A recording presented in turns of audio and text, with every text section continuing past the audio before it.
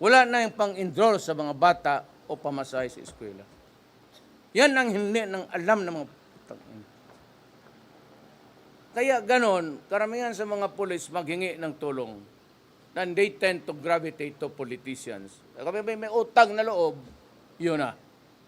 It's because it's the practice eh. Walang mga pera to, and the command does not have enough lawyers to be there during the trial.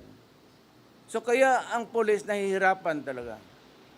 Either because of sheer fear of losing the income for the family or losing his life.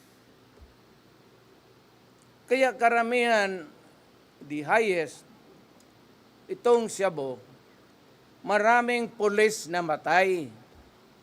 In Marawi, it started with a police punitive action. They were serving a warrant there